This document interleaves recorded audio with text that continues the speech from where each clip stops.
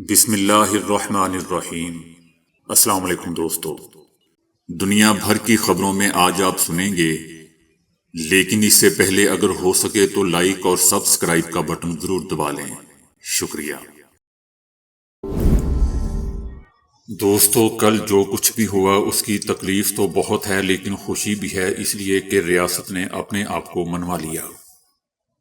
مجھے یقین ہے کہ کل کو اگر دوسری پارٹیاں بھی ایسی شکل میں سامنے ریاست کے آئیں گی تو ریاست اس کو بھی کرش کر دے گی، کیونکہ ریاست ہے تو ہم ہیں۔ دوستو، میرا پی ٹی آئی کو مشورہ ہے کہ صحیح طریقے سے گیم کھیلے اور اپنے امپائر کی رسپیکٹ کرے۔ اگر پی ٹی آئی صحیح طریقے سے گیم کھیلے تو میرا پورا یقین ہے کہ یہ 13، 14، 15 پارٹیاں آپ کو نظر تک نہ آئیں۔ لیکن سمجھ سے بالا تر ہے کہ پی ٹی آئی پتہ نہیں کن چکروں میں پڑی ہوئی ہے۔ اگر تو آپ خمینی بننا چاہ رہے ہیں یا ملک پر قبضہ کرنا چاہ رہے ہیں تو اس کا انجام آپ دیکھ چکے ہیں۔ اب مزید تجربے کی گنجائش نہیں ہے۔ سیدھی طرح فیلڈ میں آئیں اور گیم کریں، سیاست کی پراپر طریقے سے گیم کریں اور انشاءاللہ جیت آپ کی ہوگی۔ جھوٹ اور فیک چیزوں سے دور ہو جائیں، نیت صاف کر لیں تو انشاءاللہ جیت آپ کی ہوگی۔ میں پھر آپ کو بتاتا چلا جاؤں کہ میں بالکل نیوٹرل ہوں، میں کسی پارٹی کے ساتھ نہیں ہوں۔ ہاں، البتہ پی ٹی آئی کے لیے میرے دل میں تھوڑی سی ہمدردی ضرور ہے، لیکن ریاست سب سے پہلے۔ بہرحال امریکی قانون سازوں، جو بائیڈن اور ٹرمپ انتظامیہ کے اہلکاروں اور انٹرنیشنل تنظیموں نے عمران خان کی رہائی کا مطالبہ کرتے ہوئے پاکستانی حکومت پر زور دیا ہے کہ پی ٹی آئی کے مظاہرین کے خلاف طاقت کا استعمال بند کیا جائے۔ صدر ٹرمپ کی پہلی انتظامیہ کے اہم عہدیدار زلمے خلیل زاد نے شرپسندوں کو دیکھتے ہی گولی مارنے کے حکم کی رپورٹ پر تشویش کا اظہار کرتے ہوئے کہا ہے کہ اس طرح کا حکم دینا تباہ کن غلطی ہے۔ قانون کے نفاذ کا یہ درست طریقہ نہیں ہے۔ پاکستان اور اس کے مستقبل کی خاطر پاکستان کے دوستوں کو شامل کر کے فوری طور پر مفاہمتی عمل کا آغاز کیا جائے۔ امریکی میڈیا میں گزشتہ 2 دنوں کے دوران پاکستان کے حالات کی نمایاں کوریج کے بعد امریکی کانگریس کے ارکان نے بھی پاکستان میں جاری سیاسی بحران اور انسانی حقوق کی صورتحال پر تنقید کرتے ہوئے مطالبہ کیا ہے کہ عمران خان سمیت تمام سیاسی قیدیوں کو رہا کیا جائے۔ انہوں نے احتجاج اور اختلاف رائے کو بزور قوت دبانے کی بھی مذمت کی۔ کانگریس وومین راشدہ طلیب نے پاکستان میں پی ٹی آئی مظاہرین پر جبر کی صورتحال اور بڑھتے ہوئے سیاسی تشدد کو بیان کیا اور کہا کہ اس طرح کی کوششیں جمہوریت اور انسانی حقوق کو دبانے کے لیے ہے۔ ان کا کہنا تھا کہ میں پاکستان کے بہادر عوام کے ساتھ کھڑی ہوں جو جاگ رہے ہیں اور تبدیلی کے لیے احتجاج کر رہے ہیں۔ امریکہ کا یہ بھی کہنا ہے کہ پاکستان میں انٹرنیٹ کی بندش، سڑکیں بلاک کرنے اور سیاسی کارکنوں کو حراست میں لینے کی اطلاعات پر ہمیں گہری تشویش ہے۔ ایک خاتون رکن کا کہنا تھا کہ پاکستان میں انتخابی نظام میں بہتری اور عدالتوں کو بے خوف بنانے کی جدوجہد میں وہاں کے لوگوں کی بہادری متاثر کن ہے۔ امریکہ نے کرم ایجنسی میں فرقہ وارانہ پرتشدد واقعات کی بھی مذمت کی۔ کرم میں 80 سے زیادہ افراد مارے جا چکے ہیں۔ عمران خان کے حامیوں کے پرامن احتجاج کے حق کے احترام پر بھی زور دیا۔ انٹرنیشنل انسانی حقوق کی تنظیموں نے پاکستانی حکومت کی جانب سے احتجاج اور مظاہرین سے نمٹنے کے لیے طاقت کے استعمال پر شدید تحفظات کا اظہار کرتے ہوئے مطالبہ کیا ہے کہ حکومت احتجاج کرنے والوں کے حقوق کا احترام کرے، دیکھتے ہی گولی مارنے کا حکم فوری واپس لیا جائے، کیونکہ اس طرح کے سرکاری احکامات سے فوج کو غیر ضروری اختیارات مل جاتے ہیں۔ سپریم کورٹ بار ایسوسی ایشن نے وفاقی وزیر داخلہ محسن نقوی اور وزیر اعلیٰ خیبر پختونخوا علی امین گنڈا پور سے مستعفی ہونے کا مطالبہ کر دیا۔ سپریم کورٹ بار کا کہنا ہے کہ مظاہرین پر براہ راست گولیاں چلانے پر انتہائی تشویش ہے۔ اس طرح کی وحشیانہ طاقت کا استعمال وفاقی وزیر داخلہ کے حکم پر کیا گیا۔ دوستو، میرے خیال سے ان دونوں کی بجائے بشرا بیگم کو زیادہ قصوروار ٹھہرایا جانا چاہیے، جو لوگوں کو آگے کا کہہ کر خود رفو چکر ہو گئی۔ بہرحال سپریم کورٹ بار نے محسن نقوی سے فی الفور مستعفی ہونے کا مطالبہ کرتے ہوئے کہا کہ وفاقی وزیر داخلہ آمرانہ ذہنیت کے ساتھ ساری صورتحال کو غلط طریقے سے ہینڈل کر رہے تھے۔ اس بربریت کے نتیجے میں مارے جانے والے ہمارے پاکستانی شہری تھے۔ ان کا کہنا تھا کہ وفاقی وزیر داخلہ عوام کے منتخب نمائندے نہیں ہیں۔ بات چیت اور مذاکرات کے ذریعے جانی نقصان سے بچایا جا سکتا تھا۔ وفاقی حکومت سے وزیر داخلہ کا قلمدان کسی عوامی نمائندے کو سونپنے کا ہم مطالبہ کرتے ہیں۔ سپریم کورٹ بار وزیر اعلیٰ خیبر پختونخوا علی امین گنڈا پور سے بھی مستعفی ہونے کا مطالبہ کر رہی ہے۔ مظاہرین اور قانون نافذ کرنے والے اداروں کے درمیان تصادم سے انسانی جانیں ضائع ہوئیں۔ سپریم کورٹ بار کا کہنا تھا کہ علی امین گنڈا پوری بارہا وفاق پر حملہ کرنے کی کوشش کرتے ہیں۔ وہ غیر آئینی خواہشات کی تکمیل کے لیے حکومتی وسائل کو بے رحمی سے ضائع کر رہے ہیں۔ سپریم کورٹ بار کا یہ بھی کہنا تھا کہ وزیر اعلیٰ خیبر پختونخوا کا اپنا صوبہ بد امنی کا شکار ہے، جبکہ گزشتہ روز دونوں طرف بے شمار جانیں ضائع ہوئیں۔ قانون نافذ کرنے والے اہلکاروں عام شہریوں کا نقصان ہوا۔ بغیر کسی تاخیر کے معاملے کی جوڈیشل انکوائری کا ہم مطالبہ کرتے ہیں۔ سپریم کورٹ کے آئینی بینچ نے پی ٹی آئی احتجاج کے دوران اموات پر از خود نوٹس لینے سے انکار کر دیا ہے۔ پاکستان تحریک انصاف کے احتجاج کے دوران اموات کے معاملے پر آئینی بینچ نے از خود نوٹس لینے کی درخواست مسترد کر دی، جو شاید پاکستان تحریک انصاف کی طرف سے دائر کی گئی تھی۔ دوستو، یہ درخواست اس لیے بھی رد کی گئی ہے کہ پی ٹی آئی کے پاس اس کا کوئی ڈیٹا نہیں ہے، کوئی فوٹیج نہیں ہے۔ صرف باتوں پر یہ ساری از خود نوٹس نہیں لیا جا سکتا، اور جو لوگ مرے ہیں ان کے لواحقین بھی سامنے نہیں آ رہے، اس لیے اس درخواست کو خارج کر دیا گیا۔ اس لیے میں دوستو کہتا ہوں کہ پی ٹی آئی کو اب کوئی اور حکمت عملی اپنانی ہوگی۔ فیک نیوز اور جھوٹ سے اپنے آپ کو دور رکھنا ہوگا۔ مجھے یقین ہے کہ اگر P T I social media جھوٹ، فیک نیوز اور جھوٹ کا سہارا لینے سے باز آ جائے تو ہر کام سیدھے ہو سکتے ہیں۔ حیرت ہے کہ آج کے دور میں ہر کسی کے پاس موبائل فون ہوتا ہے۔ احتجاج کی لمحہ بے لمحہ فوٹیج سامنے آ رہی تھی، لیکن اموات کی فوٹیج کیوں نہیں سامنے آ سکی؟ پی ٹی آئی کو چاہیے کہ مرنے والوں کی فوٹیج، پوسٹ مارٹم رپورٹ اور لواحقین کو سامنے لے کے آئے، پھر سپریم کورٹ میں درخواست دائر کرے۔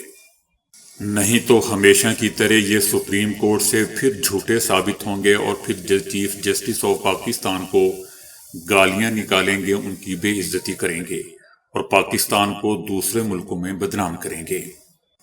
بہرحال سپریم کورٹ کا کہنا ہے کہ جو معاملہ ہمارے سامنے سرے سے ہے ہی نہیں، اسے نہیں دیکھ سکتے۔ غاصب اور سفاک صہیونی رجیم کی جانب سے جنگ بندی کے بارے میں جاری ہونے والے امریکی صدر جو بائیڈن کے بیان کے فوراً بعد ہی لبنانی دارالحکومت بیروت کو اپنے ہوائی حملوں کا نشانہ بنا ڈالا۔ غاصب صہیونی رجیم کے لڑاکا طیاروں نے دارالحکومت بیروت کے گنجان آباد مرکزی علاقوں پر حملہ کیا ہے، اور صہیونی رجیم نے بغیر کسی پیشگی اطلاع کے بیروت کے مرکز پر ہوائی حملے کیے ہیں۔ ان حملوں میں لبنانی دارالحکومت کے الخندق العمیق نامی علاقے کو نشانہ بنایا گیا۔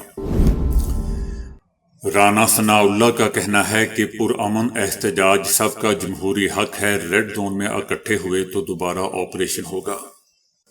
رانا ثناء اللہ کا کہنا تھا کہ علی امین اور بشرا بی بی آپریشن کے دوران ہی فرار ہونے میں کامیاب ہو گئے تھے۔ ان کا کہنا تھا کہ پوری کوشش کی گئی تھی کہ آپریشن کے دوران کوئی جانی نقصان نہ ہو۔ 900 سے زیادہ لوگوں کو گرفتار کیا گیا ہے۔ جو لوگ شہید ہوئے ہیں ان کے مقدمات میں یہ سارے لوگ نامزد ہوں گے۔ املاک کو نقصان پہنچانے کے مقدمات بھی درج کیے جائیں گے۔ رانا ثناءاللہ نے بتایا کہ جس وقت آپریشن کیا گیا ان کی تعداد کم تھی، کوشش کی گئی کہ ایسے وقت آپریشن کیا جائے جب تعداد کم ہو۔ دن کے اوقات میں آپریشن میں زیادہ جانی نقصان بھی ہو سکتا تھا۔ ان کا کہنا تھا کہ احتجاج میں افغان شہری بھی موجود تھے، یہ لوگ مسلح تھے، انہوں نے لوٹ مار بھی کرنی تھی۔ جو پرتشدد واقعات ہوئے ہیں ان لوگوں نے کیے ہیں۔ رانا ثناءاللہ کا کہنا تھا کہ یہاں سے کئی گاڑیاں نکلی تھیں، ان میں سے کسی ایک گاڑی میں بشرا بی بی اور علی امین گنڈا پوری بھی فرار ہو گئے، روپوش ہو گئے، جبکہ بشرا بی بی کی بہن کا کہنا تھا کہ بشرا بی بی فرار نہیں ہوئی بلکہ لوگ بھاگ نکلے، لیکن بشرا بی بی ڈی چوک کے قریب ہی موجود تھی۔ پی ٹی آئی کے احتجاج میں شامل بیچارے غریب مظاہرین قانون نافذ کرنے والے اداروں کے کریک ڈاؤن کے بعد اپنی گاڑیوں کو بھی چھوڑ کر چلے گئے۔ یہ وہ والی گاڑیاں تھیں جو ان کی روزمرہ زندگی کی روٹی روزی چلا رہی تھیں، اب یہاں کسی گراؤنڈ میں ٹوٹی پھوٹی پڑی ہوئی ہیں۔ مظاہرین اپنی درجنوں گاڑیاں چھوڑ کر گئے ہیں اور ان میں سے اکثر کو نقصان بھی پہنچا ہے۔ پولیس اور ایکسائز حکام نے گاڑیاں قبضے میں لے کر ریکارڈ نکالنا شروع کر دیا ہے۔ پولیس کا کہنا ہے کہ گاڑیوں کے مالکان پر بھی سہولت کاری کا مقدمہ درج کیا جائے گا، انہیں شامل تفتیش کیا جائے گا۔ دوستو، یہ بہت بڑا ظلم ہوا ہے ان بیچاروں کے ساتھ جو دہاڑی دار تھے۔ بشرا بی بی نے ان پر بہت ظلم کیا۔ انشاءاللہ میرا یقین ہے کہ خدا اس عورت سے ضرور پوچھے گا جو خود ان غریبوں کو آگے کر رہی تھی اور خود پیچھے سے بھاگ گئی۔ دل کرتا ہے کہ اس عورت کو الٹا لٹکایا جائے، بے شک اس کے موکل ہی اس کو الٹا لٹکا دیں، اور مجھے یقین ہے کہ اس کے موکل ہی اس کو الٹا لٹکائیں گے، بلکہ الٹا لٹکانا شروع کر دیا گیا ہے۔ یہ جو بھاگ کر گئی ہے اس کے اپنے ہی اس کے شدید مٹی پلیت کر رہے ہیں، اس کی اتنی مٹی پلیت کر رہے ہیں کہ اگر یہ عورت عزت دار ہے تو جنگلوں کی طرف نکل جائے۔ خلا میں رہنا کسی بھی فرد کے لیے زندگی کا یادگار ترین تجربہ ثابت ہو سکتا ہے، مگر دوستو اس سے ہمارے جسموں پر منفی اثرات مرتب ہوتے ہیں۔ امریکی خلائی ادارے ناسا نے ایک تحقیقی پروجیکٹ کے نتائج جاری کیے ہیں۔ اس پروجیکٹ کے تحت خلا بازوں کی صحت پر خلا میں قیام سے مرتب ہونے والے اثرات کا مسلسل مشاہدہ کیا جا رہا ہے۔ تحقیق میں انکشاف کیا گیا کہ خلائی سفر بڑھاپے کی جانب سفر کی رفتار کو تیز کر دیتا ہے۔ تحقیق کے مطابق خلا میں قیام سے سوجن میں اضافہ ہوتا ہے، جبکہ جنیاتی عدم استحکام ہوتا ہے جس سے عمر میں تیزی سے اضافہ ہوتا ہے۔ ناسا کا کہنا ہے کہ خلائی پرواز سے جینز میں نمایاں تبدیلیاں آتی ہیں، خاص طور پر مسلز کے حجم میں کمی کا عمل تیز ہو جاتا ہے۔ تحقیق میں یہ بھی بتایا گیا ہے کہ خلائی پروازوں سے ڈی این اے کو نقصان پہنچتا ہے اور مختلف مسائل کا خطرہ بڑھ جاتا ہے۔ اس نئی تحقیق کے نتائج دوستو جرنل سائنٹیفک رپورٹس میں شائع ہوئے ہیں۔ عمران خان کی اہلیہ بشرا بی بی کے ڈی چوک جا کر احتجاج کرنے کے اقدام سے پی ٹی آئی قیادت مایوس ہے۔ بیرسٹر گوہر اور بیرسٹر سیف کو حسن عبدال جانے اور ڈی چوک کی طرف مارچ نہ کرنے پر آمادہ کرنے کے لیے ہیلی کاپٹر بھی فراہم کیا گیا، لیکن جب وہ حسن عبدال پہنچے تو مارچ اسلام آباد کی طرف بڑھ چکا تھا۔